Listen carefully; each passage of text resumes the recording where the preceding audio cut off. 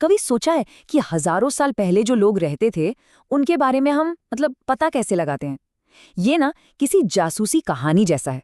और हमारे जासूस हैं इतिहासकार, और उनके सुराग पुरानी किताबें और कुछ रहस्यमयी कब्रें। तो चलिए आज मिलकर इन सुरागों की पड़ताल करते हैं और देखते हैं कि ये राज क्या हैं। चलिए जरा समय में पीछे चलते हैं, लगभग 3,500 साल। सोचिए कैसी रही होगी उस वक्त की दुनिया। लोग क्या खाते होंगे, क्या पहनते होंगे, उनकी सोच क्या थी? इन्हीं सवालों के जवाब हमें इस पूरी पड़ताल में ढूंढने हैं। तो ये जो हमारे इतिहासकार जासूस हैं वो अपनी खोज शुरू कहाँ से करते हैं? देखिए, उनके पास ना दो तरह के बड़े मजबूत सुराग होते हैं। पहले हैं लिखे हुए शब्द जो पुरानी किताबों ग्रंथों में मिलते हैं, और दूसरे हैं वो चीजें जो वो लोग पीछे छोड़ गए, जिन्हें पुरातत्वविद जमीन के नीचे से खोजकर निकालते हैं। एक हमें उनकी सोच की झलक देता है, तो दूसरा उनके जीने के तरीके की कहानी बताता है। तो हमारा ये सफर कैसा होने वाला है? सबसे पहले हम वेदों के पुराने मंत्रों को सुनेंगे, फिर हम पत्थरों के घेरों में छिपे राज को खोलेंगे। इसके बाद हम देखेंगे कि कंकाल अपनी क्या कहानी बताते हैं, और आखिर में इन सभी सुरागों को एक साथ जोड़कर अतीत की एक तस्वीर बनाने की कोशिश करेंगे।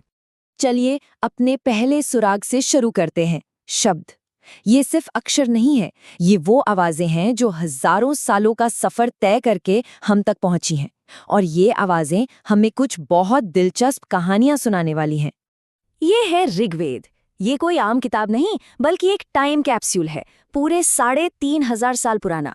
इसके अंदर 1,000 से भी ज्यादा भजन है, जिन्हें सूक्त कहा जाता है। सूक्त मतलब जो अच्छी तरह से बोला गया हो। ये सूक्त असल में उस समय के देवताओं की तारीफ में गाई जाने वाली कविताएं थीं, जैसे आग के देवता अग्नि, युद्ध के देवता इंद्र और सोम नाम का एक खास पौधा। और यहाँ एक बहुत ही हैरान करने वाली बात है, सदियों तक ऋग्वेद को लिखा ही नहीं गया था। सोचकर देखिए जरा, कोई कागज नहीं, कोई किताब नहीं, इसे बस सुनकर याद किया जाता था। गुरु अपने शिष्यों को सुनाते, शिष्य उसे रट लेते, और फिर वो अपनी अगली पीढ़ी को सुनाते। क्या कमाल की याददाश्त रही होगी। फिर कई सदियों बाद इन पवित्र मंत्रों को भोजपत्र की छाल पर लिखा गया, जैसा कि हम यहाँ देख सकते हैं। ये जो पन्ना है, ये कश्मीर में मिली एक पांडुलिपि का है, और करीब 150 साल पहले जब पहली बार ऋग्वेद को छापा गया तो इसी का इस्तेमाल किया गया था। यहीं से एक सुनने की परंपरा एक लिखा हुआ इतिहास बन गई। तो ठीक है, इतिहासकार इन पुराने श्लोकों से सीखते क्या हैं? वो सिर्फ शब्दों का मतलब नहीं निकालते, वो तो लाइनों के बीच में छुपे इशारे ढूंढते हैं। चलिए एक श्लोक को जासूस की नजर से देखते हैं कि ये हमें क्या क्या बता सकता है। ये ऋग्वेद से लिया गया एक हिस्सा है। इसमें एक ऋषि हैं, विश्वामित्र, और वो दो नदियों व्यास और सतलुज से बात कर रहे हैं। लेकिन जरा उनकी बात पर गौर कीजिए। वो इन तेज बहती शक्तिशाली नदियों की तुलना घोड़ों और गायों से कर रहे हैं। अजीब है ना?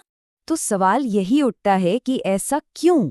एक मिनट के लिए इतिहासकार की तरह सोचते हैं, कोई इतनी ताकतवर नदियों की तुलना घोड़ों और गायों से भला क्यों करेगा? ये हमें उस समय के लोगों के बारे में क्या बताता है? और इसका जवाब देखिए कितना दिलचस्प है। इस तुलना से पता चलता है कि उस समाज में घोड़े और गाय कितने ज्यादा कीमती थे। वो उनकी दौलत थे, उनके आने जाने का साधन थे। इससे ये भी इशारा मिलता है कि वो लोग व्यास और सतलुज नदियों के इलाके में रहते थे, और उन्हें अपनी यात्रा के लिए अक्सर इन नदियों को पार करना पड़ता था। देखा, एक छोटी सी लाइन से उनके जीवन की कितनी बड़ी कहानी खुल गई। अच्छा, तो अब तक हमने शब्दों की बात की। अब चलिए इन शब्दों की दुनिया से निकलकर पत्थरों की खामोश दुनिया में चलते हैं। ये हैं हमारे खामोश गवाह। ये उन लोगों की कहानियां हैं जिन्होंने शायद ऋग्वेद के भजन नहीं गाए होंगे, लेकिन अपने पीछे बहुत गहरे निशान छोड़ गए। तो हमारी पुरातात्विक जांच अब यहाँ से शुरू होती है। हमारा सारा ध्यान इन बड़े बड़े पत्थरों पर है, जिन्हें महापाषाण कहते हैं। हर पत्थर के नीचे एक कहानी दबी है, एक राज छिपा है। चलिए खोद कर देखते हैं कि हमें क्या मिलता है। महापाषाण मतलब मेगा यानी बड़ा, और लिथोस यानी पत्थर। ये बड़े बड़े पत्थर दरअसल कब्रों के ऊपर एक निशान की तरह लगाए जाते थे। ये सिर्फ पत्थर नहीं थे, बल्कि पुराने कब्रिस्तानों के साइलेंट गार्ड्स थे। ये तरीका आज से लगभग 3,000 साल पहले दक्कन, दक्षिण भारत, उत्तर पूर्व और कश्मीर जैसे कई इलाकों में चलन में था। तो इन पत्थरों के नीचे मिलता क्या है? सोचिए, आप एक पुरातत्वविद हैं और आप खुदाई कर रहे हैं। आपको कंकाल मिलते हैं, साथ ही खास तरह के काले और लाल रंग के मिट्टी के बर्तन मिलते हैं, लोहे के हथियार और औजार मिलते हैं, और तो और घोड़ों के कंकाल और सोने पत्थर के गहने भी मिलते हैं। ये सारी चीजें उस समय की जिंदगी की एक सीधी तस्वीर दिखाती हैं। और सबसे दिलचस्प बात पता है क्या है? कब्र में जो सामान दफनाया जाता था ना, उससे उस इंसान की सामाजिक हैसियत का पता चलता है, क्योंकि हर किसी को एक जैसे तरीके से नहीं दफनाया जाता था। इस फर्क को देखिए, एक तरफ एक आम सी कब्र है जिसमें कंकाल के साथ बस मिट्टी के 2-4 बर्तन रख दिए, और दूसरी तरफ ब्रह्मगिरी में मिली ये कब्र है जिसमें कंकाल के साथ 33 सोने के दाने, तांबे की चूड़ियां और एक शंख भी मिला है। ये अंतर साफ बताता है कि उस समाज में सब बराबर नहीं थे। कुछ लोग अमीर थे, कुछ गरीब, शायद कुछ सरदार थे और बाकी आम लोग। इनाम गांव में तो हमें इसका एक और भी बड़ा सबूत मिलता है। वहां एक आदमी को उस बस्ती के सबसे बड़े घरों में से एक के आंगन में दफनाया गया था। उस घर में 5 कमरे थे और अनाज रखने के लिए एक बड़ा सा गोदाम भी था। उसे एक बहुत बड़े 4 पैरों वाले मिट्टी के मटके में लिटाकर दफनाया गया था। ये सारे सुराग चिल्ला चिल्ला कर कह रहे हैं कि ये कोई आम आदमी नहीं था, ये जरूर उस गांव का सरदार रहा होगा। तो अब हमारे पास 2 तरह के सुराग हैं, बोलने वाले सुराग यानी किताबें और खामोश सुराग यानी कब्रें। चलिए अब इन दोनों को एक साथ रखकर देखते हैं कि ये मिलकर हमें अतीत की कौन सी पूरी कहानी सुनाते हैं। ये बहुत जरूरी है, क्योंकि दोनों के बिना कहानी अधूरी है। ऋग्वेद जैसे ग्रंथ हमें बताते हैं कि वो लोग क्या सोचते थे, उनकी आस्था क्या थी, वो किनसे प्रार्थना करते थे।